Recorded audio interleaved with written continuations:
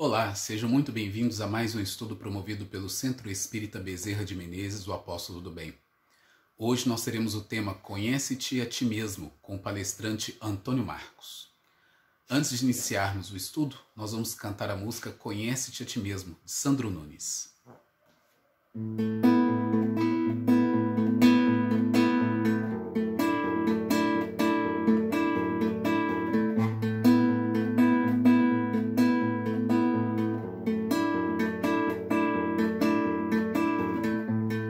Vem, segue-me, sou a luz que te espera, sou feito de puro amor, que renasce a cada dia. Descobri em minha alma que é tempo de mudar, é gente nova procurando ser feliz. Ser feliz, ser feliz. Vem, segue-me, já é tempo de renovar-te. Vem, segue-me, já é tempo de conhecer-te. Sou amor, semente do futuro. A essência que brilha a vida, eu sou a vida.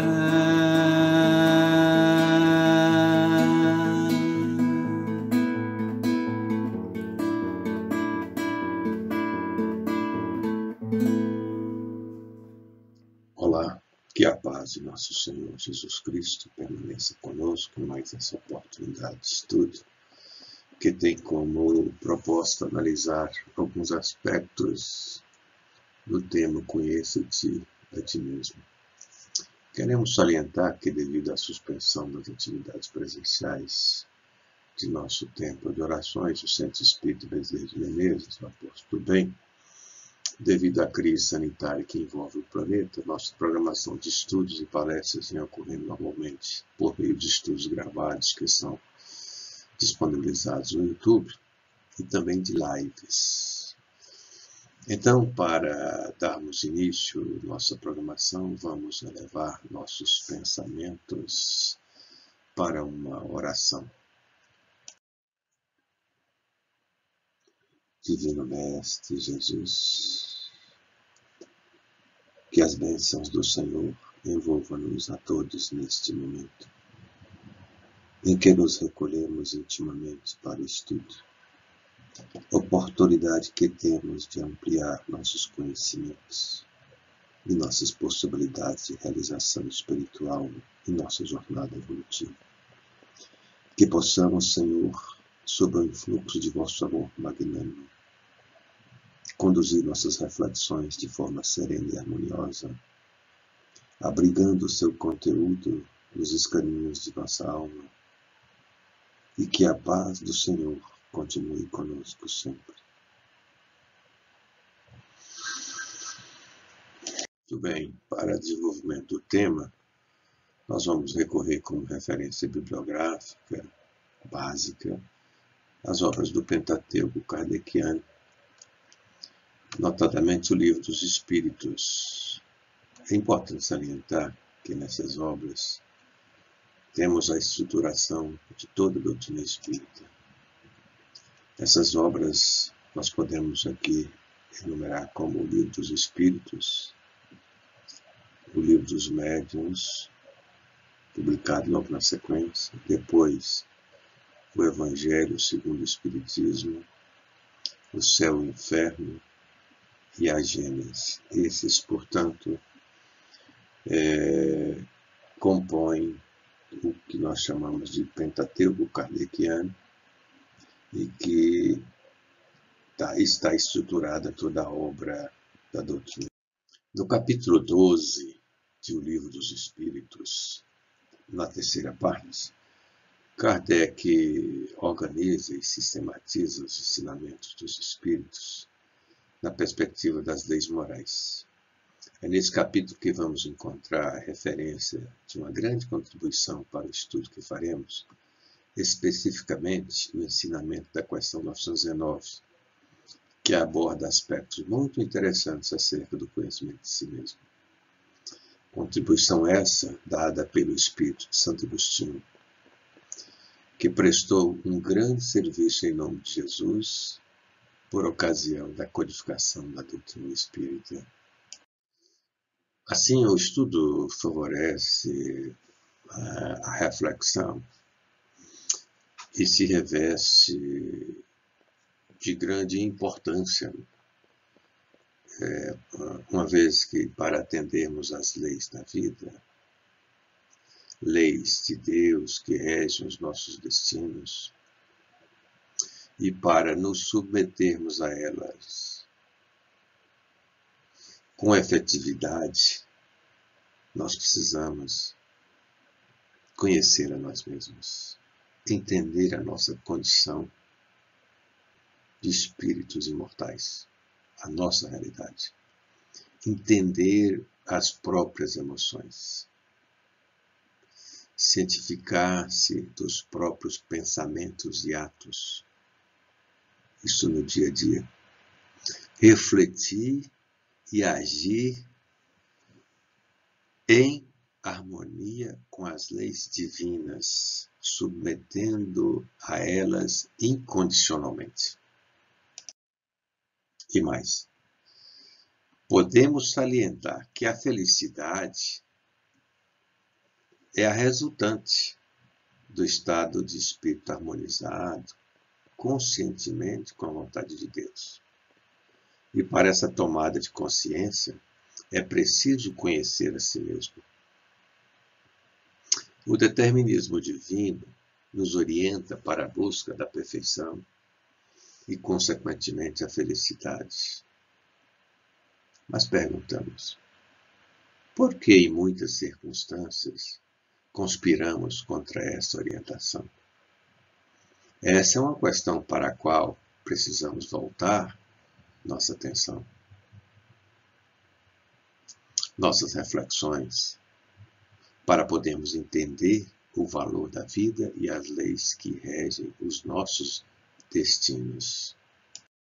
Nesse sentido, nós podemos admitir que a nossa evolução ela pode ocorrer numa perspectiva consciente, que é um posicionamento em que a busca do autoconhecimento determina as condições para um planejamento, determina as condições para a formulação de um projeto de vida estruturado, orientado pelas leis divinas. Projeto que contempla diretrizes seguras para a nossa evolução. Nesse caso, nessa perspectiva consciente da nossa vida no processo evolutivo, nós sabemos aonde queremos chegar. Nosso destino é planejado. a felicidade é projetada em nossos objetivos e metas, não obstante o determinismo divino, mas no contexto da humanidade, ele é relativo. E o nosso livre-arbítrio, nesse momento, ele é considerado nesse planejamento e na estruturação desse projeto da nossa vida.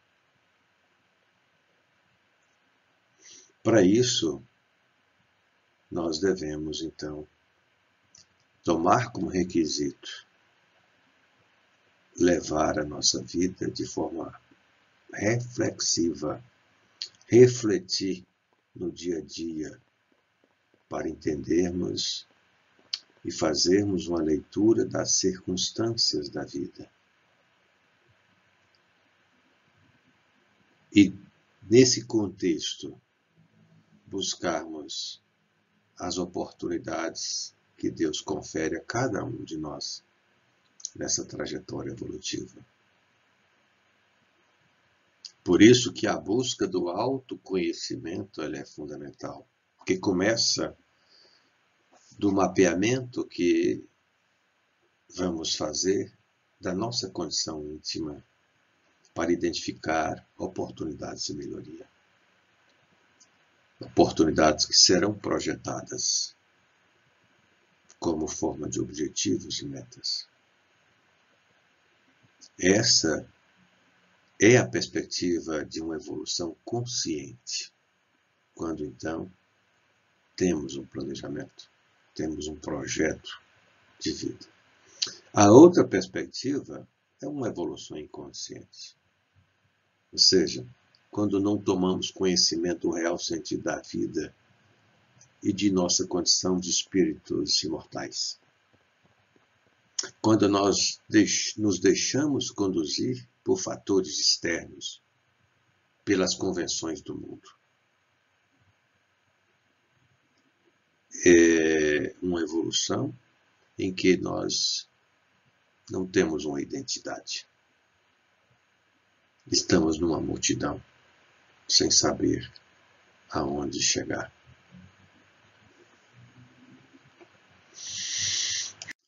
Portanto, dando mais ênfase a essa reflexão, entendemos que o meio mais eficaz para promovermos nosso aprimoramento moral é a partir do autoconhecimento. Porque sem o conhecimento de si mesmo, não sabemos aonde chegar. Não é verdade? E a doutrina espírita nos ensina que devemos entender a realidade do espírito imortal, de onde viemos, qual o nosso propósito na Terra, qual é a nossa missão aqui, qual o nosso encargo, o que nos compete fazer enquanto reencarnados. Quais os nossos objetivos? Quais as nossas metas? Porque nós devemos também preocupar com o para onde vamos, que a doutrina espírita nos ensina, que na condição de espírito imortal, nós retornamos para a pátria real, para o mundo dos espíritos. Então nós precisamos refletir acerca disso, entendendo, sobretudo, o significado das vicissitudes em nossa vida. Esse entendimento que é proporcionado pela doutrina espírita e que nos dá a base, o embasamento para desenvolvermos a fé raciocinada nesse contexto aí de estruturação de um planejamento, de um projeto de vida. Muito bem, dando mais ênfase a essa reflexão, no livro Autodescobrimento, uma busca interior, da autora espiritual Joana de Ângeles, pela psicografia de Divaldo Pereira, vamos encontrar um trecho muito interessante que eu gostaria de compartilhar nesse momento do estudo. A autora enfatiza o seguinte: enquanto não se conscientize das próprias possibilidades, o indivíduo aturde-se em conflitos de natureza destrutiva ou foge espetacularmente para estados depressivos, mergulhando em psicoses de vária ordem que o dominam e inviabilizam a sua evolução, pelo menos momentaneamente. Ou seja, é uma situação em que o indivíduo perde o endereço de Deus, o endereço do nosso Criador, que está dentro de cada um. E com isso perde o endereço da felicidade. É o caso que ela destaca daqueles que fogem espetacularmente para estados depressivos, mergulhando em psicoses de vária ordem, que o dominam e inviabilizam a sua evolução.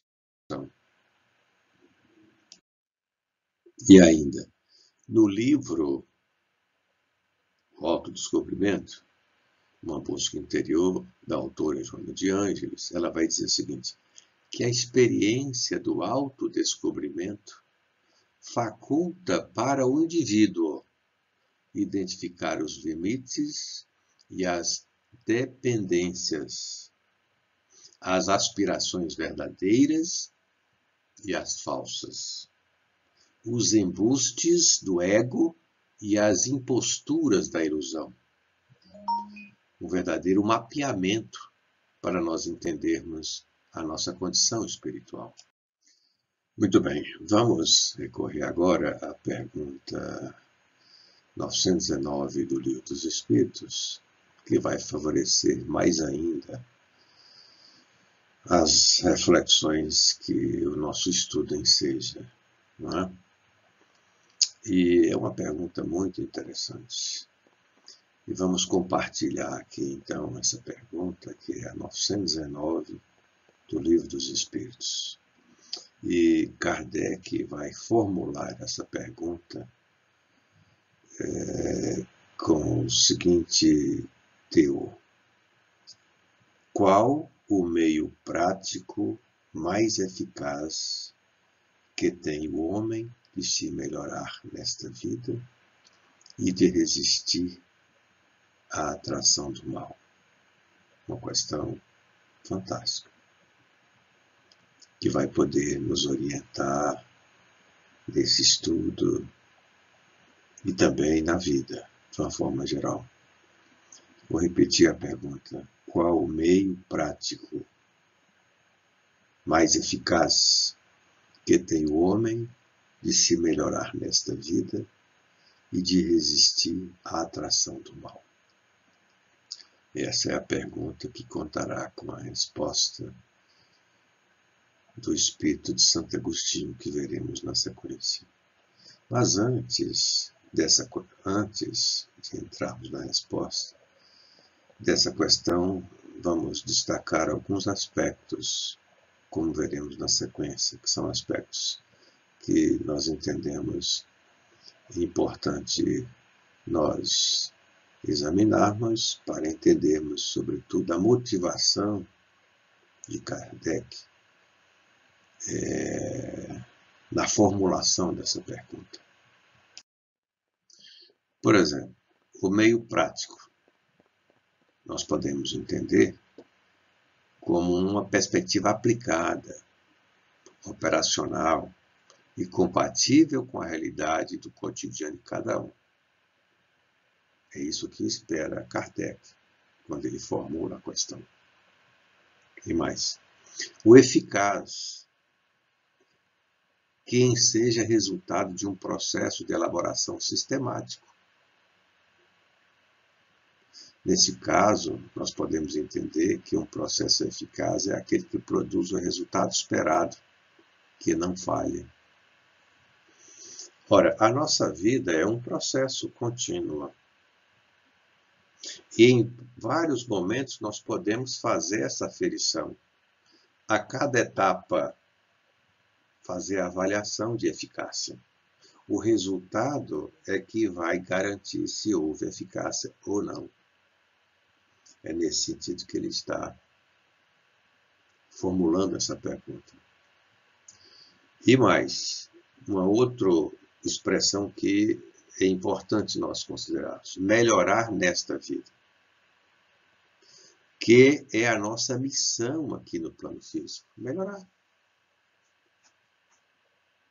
Alcançar o melhoramento íntimo, o aprimoramento moral, desenvolver a nossa sensibilidade para com as leis divinas, as leis de Deus.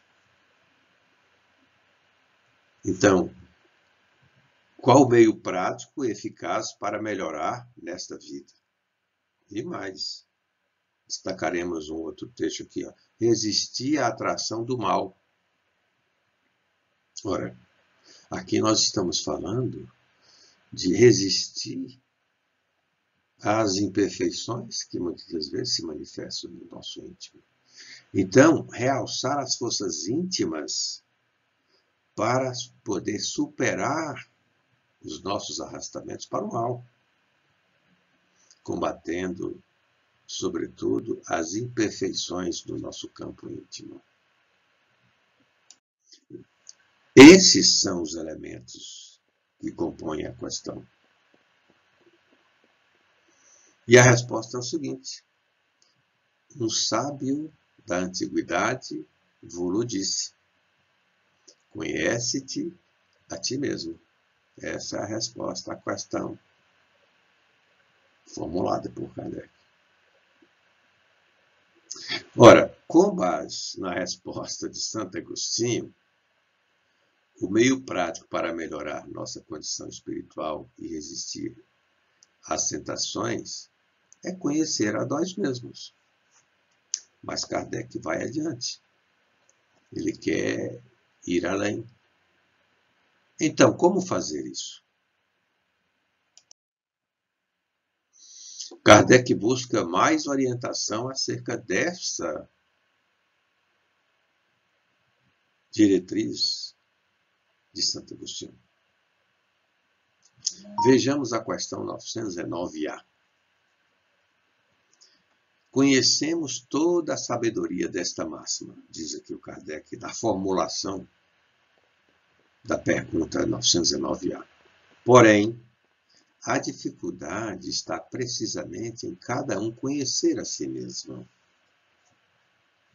Qual o meio de consegui-lo?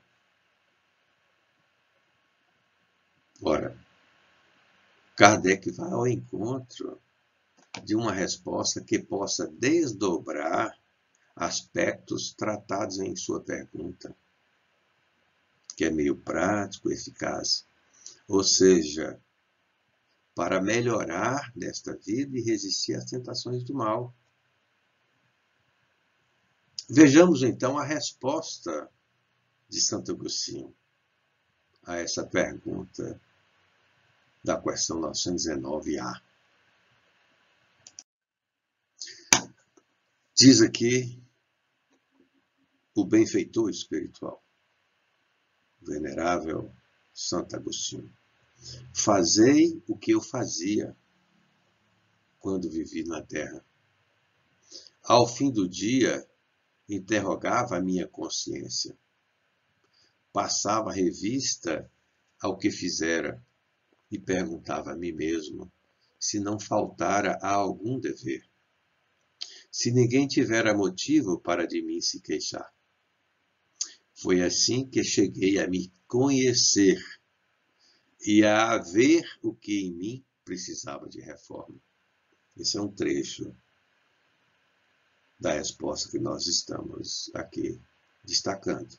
Pretendemos compartilhar outros trechos dessa resposta na sequência. Ora, aqui Kardec, então, ele foi ao encontro de uma resposta para desdobrar a pergunta original formulada na questão 919. E o Espírito, então, nesse trecho, ele vai destacar um aspecto muito interessante, que interrogava a minha consciência. Ora, aqui nós vamos ao encontro de Deus, nosso Pai.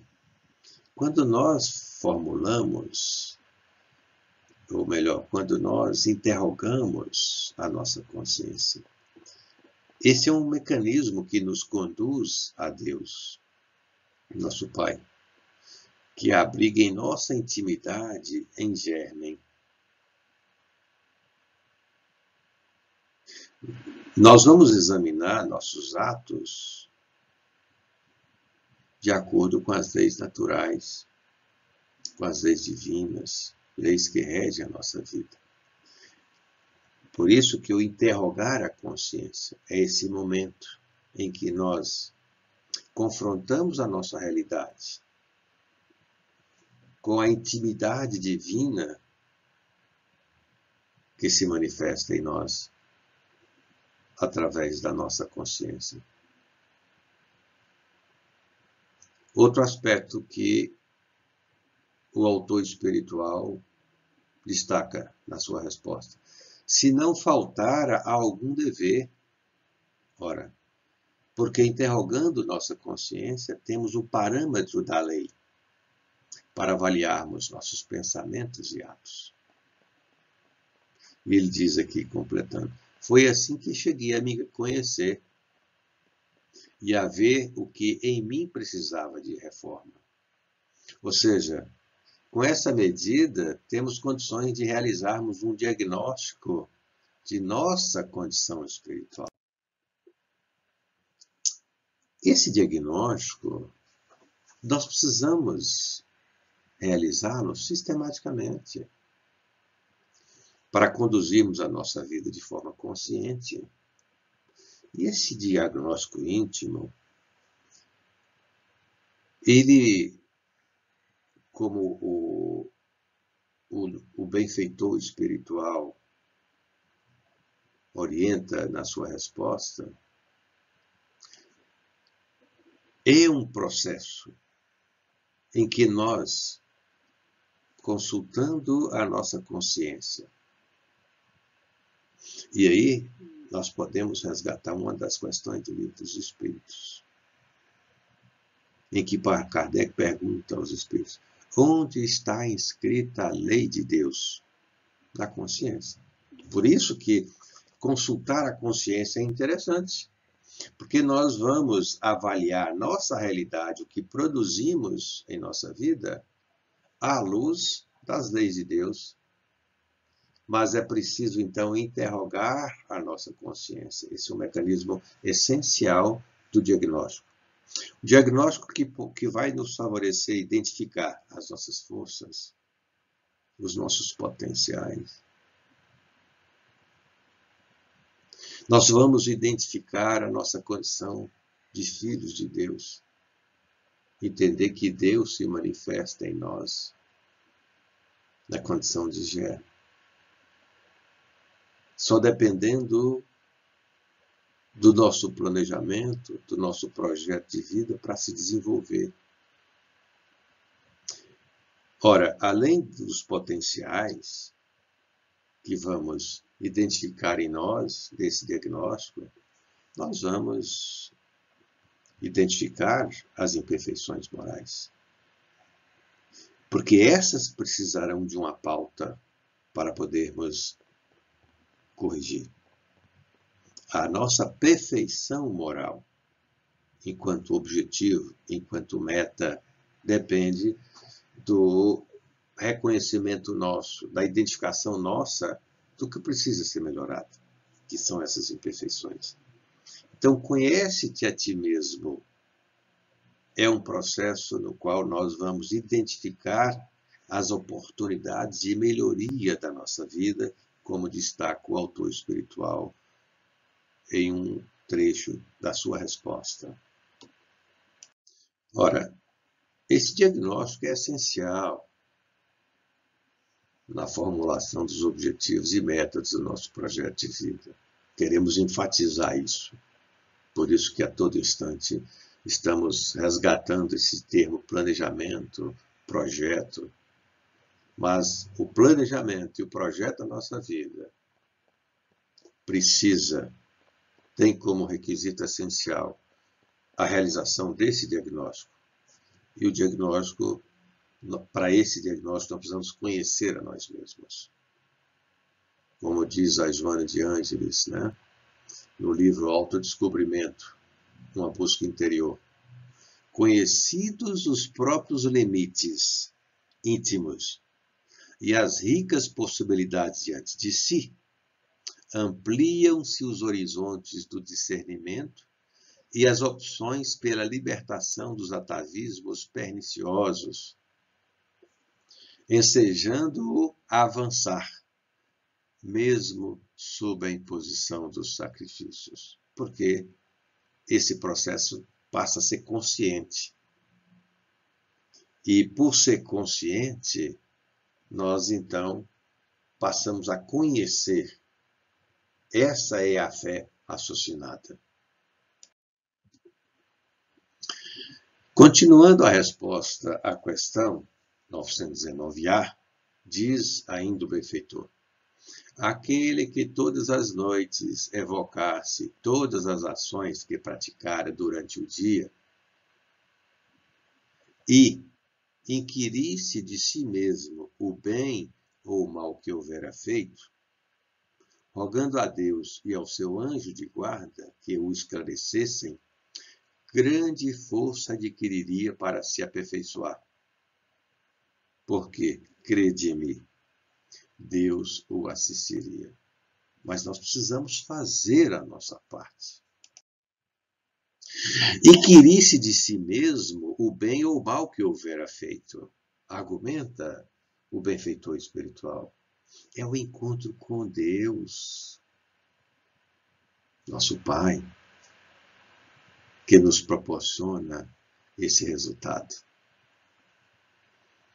Porque confrontando nossos atos com as leis de Deus, que são as leis que regem a nossa vida, nós vamos avaliar nossa conduta à luz da lei de amor, sobretudo, que podemos tomar como síntese desse conjunto de leis que regem a nossa vida. Para isso, o benfeitor espiritual recomenda a rogativa a Deus e ao nosso guia espiritual, anjo de guarda, para esse momento de avaliação que deve ser sincera. E para isso, devemos nos recolher intimamente, em oração, com fervor, sistematicamente. Na sua resposta, que pretendemos examinar aqui outros trechos, vai dizer-lhe aqui ainda. Recomenda ainda o benfeitor: dirige, pois, a vós mesmos perguntas, interrogai-vos sobre o que tendes feito e com que objetivo procedestes em tal ou tal circunstância, sobre se fizeste alguma coisa que feita por outrem, censurarieis sobre se obrastes alguma ação que não ousaríeis confessar. Essa recomendação é fundamental. Olha só, interrogai-vos sobre o que tendes feito e com que objetivo procedestes em tal ou tal circunstância. Fundamental, porque nos coloca diante de nós mesmos. E isso deve ocorrer no dia a dia. Quem faz a opção de levar uma vida consciente, reflexiva, ciente, do planejamento, de organização e de controle da sua trajetória, entende que esse mecanismo ele é fundamental e ele ocorre no dia a dia. Nós não temos como refletir, vou refletir no final do mês. Não, é dia a dia, eu já tenho que acordar refletindo. Eu não posso deixar que o piloto automático assume a condição da minha vida. Nós podemos sim refletir aqueles hábitos bons que já desenvolvemos, eles fluem naturalmente. Mas como nós ainda estamos em processo de aprimoramento,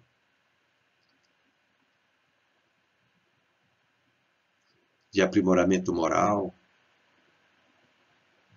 ora, nós devemos, então, refletir para avaliar os nossos pensamentos e os nossos atos em nosso cotidiano.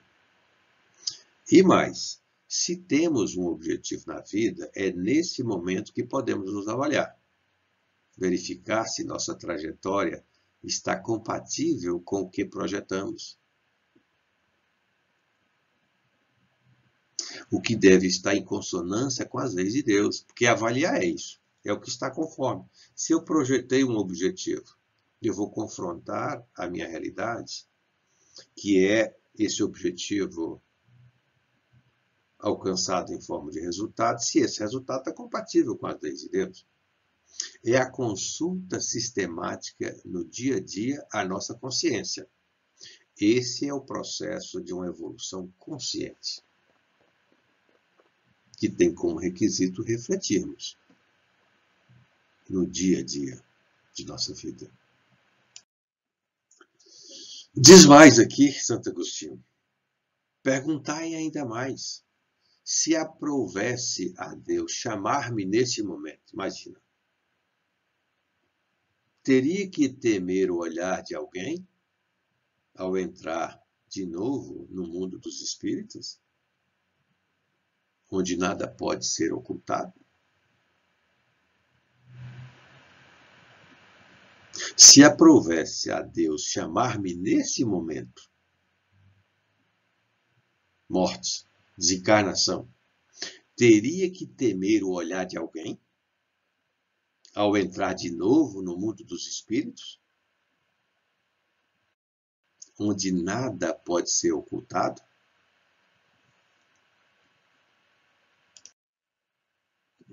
Vejam, se aprovesse a Deus chamar-me neste momento, ora, qual a nossa condição no momento da desencarnação, no momento da morte? Qual a nossa situação espiritual? O que pode ser medido pela consulta à nossa consciência? É o momento que a vida nos cobra o que realizamos em nossa reencarnação, quanto aos valores do espírito imortal. O que é essencial, o que é vital na vida. Qual o resultado, ou seja, o saldo que estamos levando para o plano espiritual? O que nos motivou enquanto encarnados?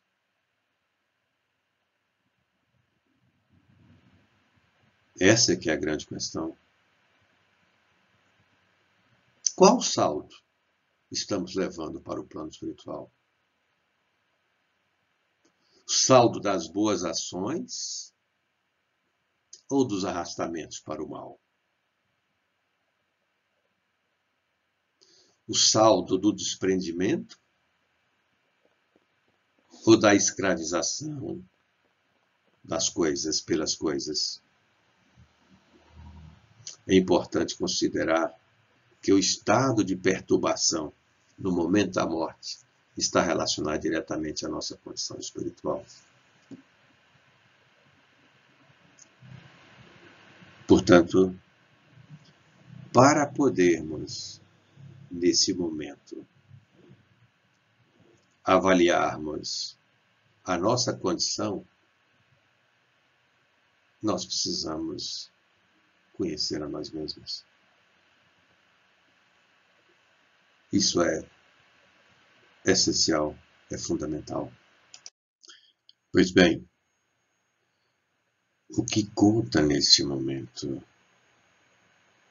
são as aquisições da alma, do espírito imortal.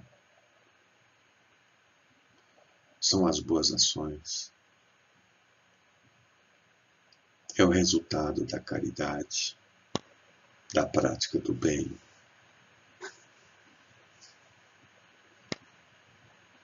Do exercício da paciência, do exercício da tolerância, da benevolência, da indulgência, do perdão exercitado, enfim. O que conta nesse momento da nossa avaliação íntima, no momento da passagem para o outro mundo, é o resultado do amor vivenciado incondicionalmente, do bem que praticamos, porque isso resulta de uma submissão efetiva às leis de Deus, que são as leis que regem a nossa vida. Ainda compartilhando mais um trecho da resposta de Santo Agostinho, a pergunta 919A, nós vamos encontrar o seguinte: examinai o que pudestes ter obrado contra Deus. Ou seja, o que realizamos de forma contrária às leis. Depois, contra o vosso próximo. E, finalmente, contra vós mesmos. As respostas vos darão ou descanso para a vossa consciência, ou a indicação de um mal que precise ser curado. Então, vejam bem, eu vou repetir o trecho do autor. Examinai o que pudestes ter obrado contra Deus, depois contra o vosso próximo e, finalmente, contra vós mesmos. As respostas vos darão ou o descanso para a vossa consciência, ou a indicação de um mal que precise ser curado. Olha só, examinai o que pudeste ter obrado contra Deus, contra a própria consciência,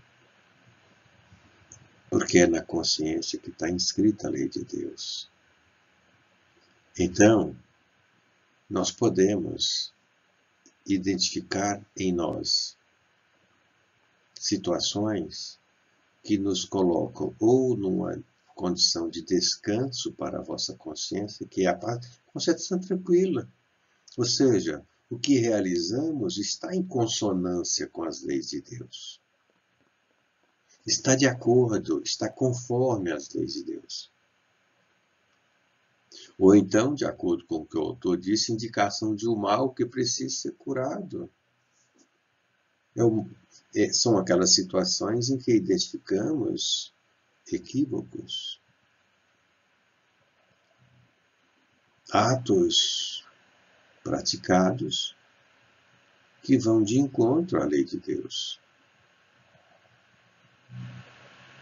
É uma inconformidade em nossa vida. Uma inconformidade para a qual, como diz o autor, precisa ser curado. E aí nós precisamos projetar a reparação. Reparar esse equívoco, esse erro. E mais, diz aqui o autor, depois contra o vosso próximo, que é a mesma questão. Agir contra a lei do amor. Não é? Para com o próximo, nós temos que ser indulgentes. Nós temos que ser benevolentes. Nós temos que perdoar. Com esse gesto, com essas atitudes, nós vamos estar com a consciência tranquila. Como diz o autor, o descanso para a vossa consciência é nutrir essa paz íntima por ter agido de conformidade com as leis de Deus na relação com o semelhante, com o próximo.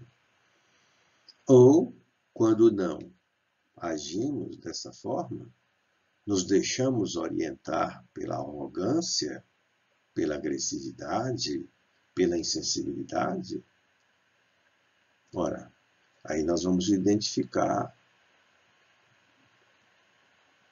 uma anomalia em relação à lei de Deus, uma inconformidade para a qual nós precisamos projetar a reparação.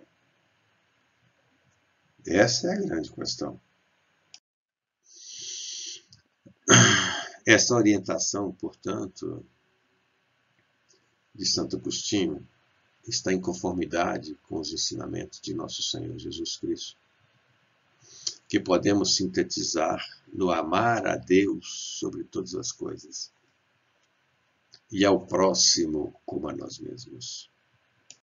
Muito bem, compartilhando mais um trecho da resposta de Santo Agostinho à questão 919A, temos o seguinte: quando estiverdes indecisos sobre o valor de uma de vossas ações, inquire como a qualificaríeis se praticada por outra pessoa. Então, qual é o nosso olhar para uma ação nossa praticada por outra pessoa? Nos convida aqui o autor para refletir sobre isso. Diz mais ele aqui: se a censurais noutrem, não na podereis ter por legítima quando fordes o seu autor, pois que Deus não usa de duas medidas na aplicação de sua justiça. Ou seja, se censuramos no outro uma ação, não podemos ter por legítima quando praticada por nós mesmos. E aí completa o autor: Deus não usa de duas medidas na aplicação de sua justiça. Por isso que essa viagem interior, essa viagem ao mundo íntimo, para essa viagem nós precisamos de muita sinceridade, de isenção, para essa capacidade de identificação. Vejam só que trecho interessante da resposta de Santo Agostinho. Procurai também saber o que dela pensam os vossos semelhantes.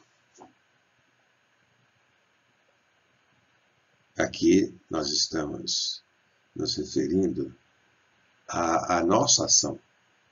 Procurai também saber o que dela pensam os vossos semelhantes. O que o semelhante pensa do que praticamos.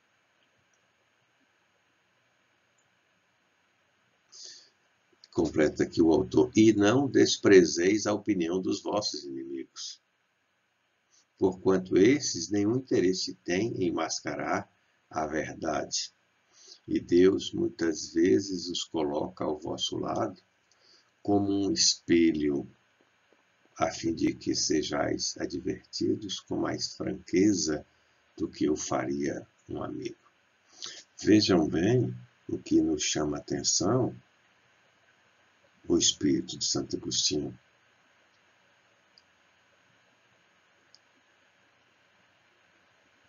A oportunidade que o inimigo representa em nossa vida. Como o inimigo, ele pode ser esse instrumento capaz de gerar esse retorno nesse processo de autodescobrimento, nesse processo que buscamos de conhecer a nós mesmos. Ora, e a nossa vida de relação é marcada por vários encontros e desencontros. A nossa vida de relação é muito intensa, seja no contexto familiar ou em qualquer outro segmento social. E é nesse contexto social que nós podemos ter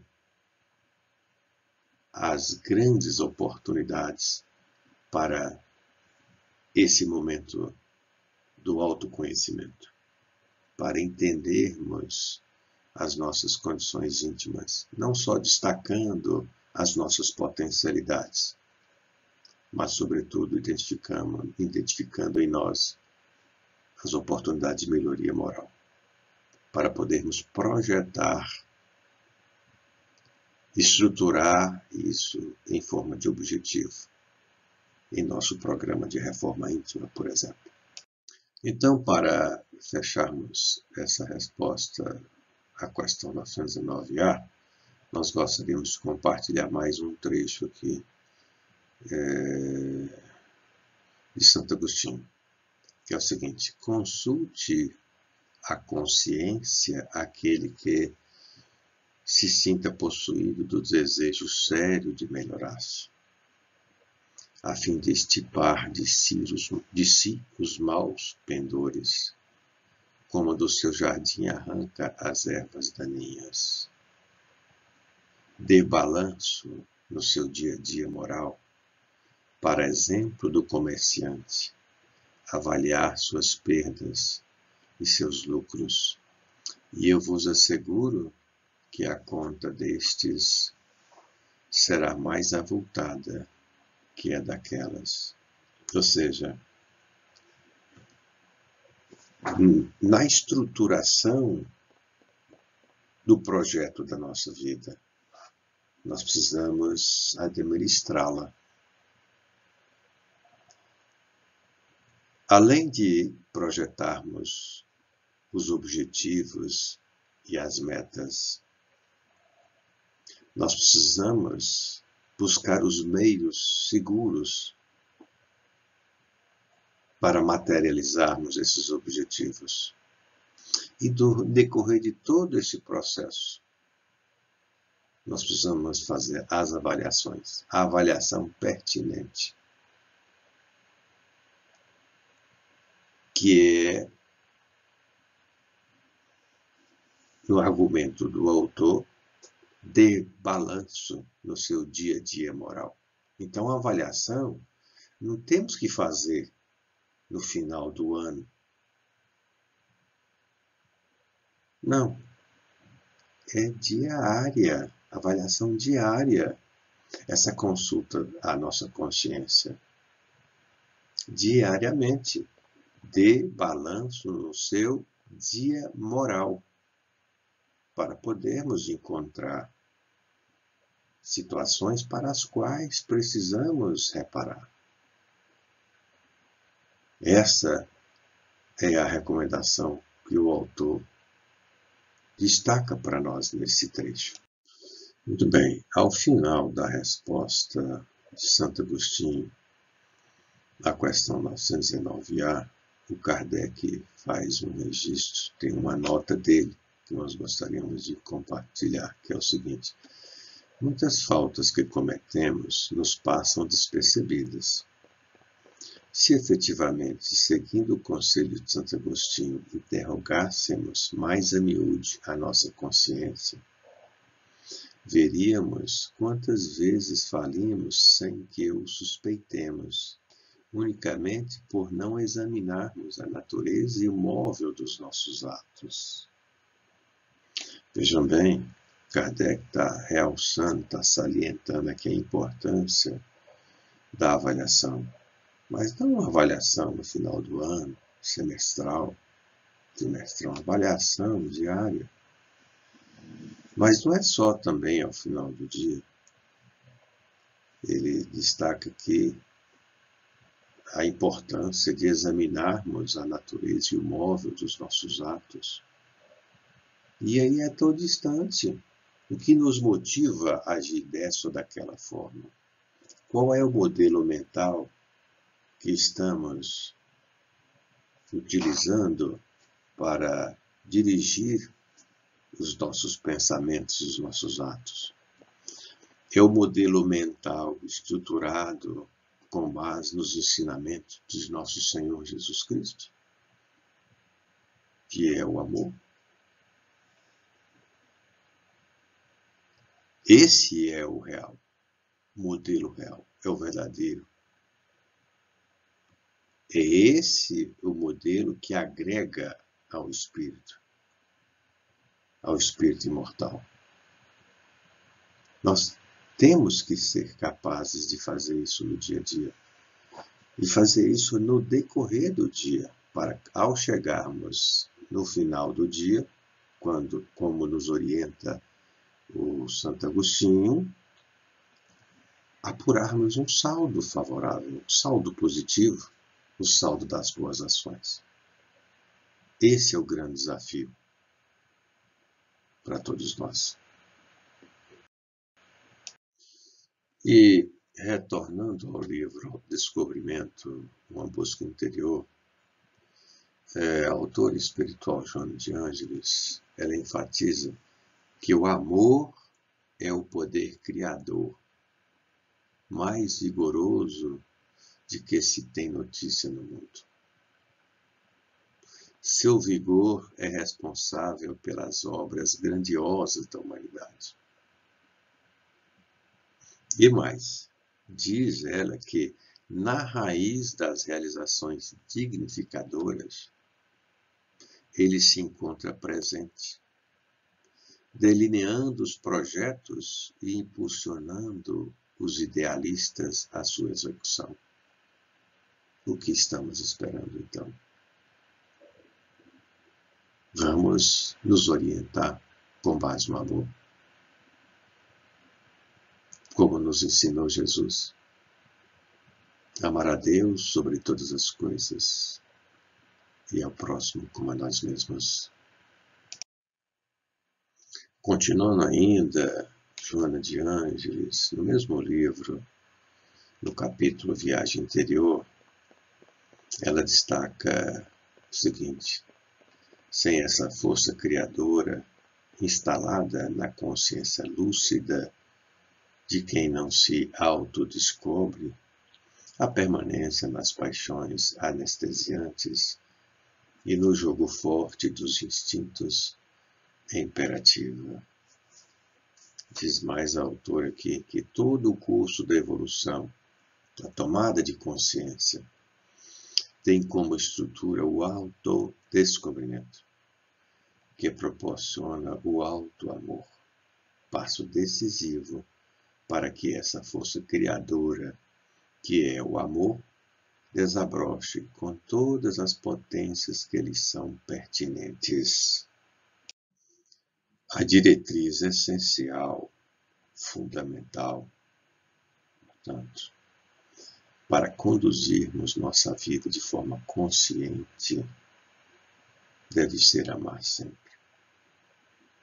Amar como nos ensina Jesus, nosso modelo e guia. E vamos aproveitar que citamos aqui o nosso Senhor para destacar o ensinamento do Mestre, que está em João, capítulo 13, versículos 34 e 35. O versículo 34 diz o seguinte: um novo mandamento vos dou, que vos ameis uns aos outros, assim como eu vos amei a vós, que também vós vos ameis uns aos outros. Já no versículo 35, nós vamos encontrar a seguinte orientação: nisto conhecerão todos que sois meus discípulos, se tiverdes amor uns aos outros. Essa é a importância que devemos dar ao amor, diretriz essencial que devemos utilizar para conduzir as nossas vidas. E no Evangelho segundo o Espiritismo, no capítulo 17, que tem o título Sede Perfeitos, na subseção O Homem de Bem, Kardec destaca que o verdadeiro homem de bem é o que cumpre a lei de justiça, de amor e de caridade, na sua pureza.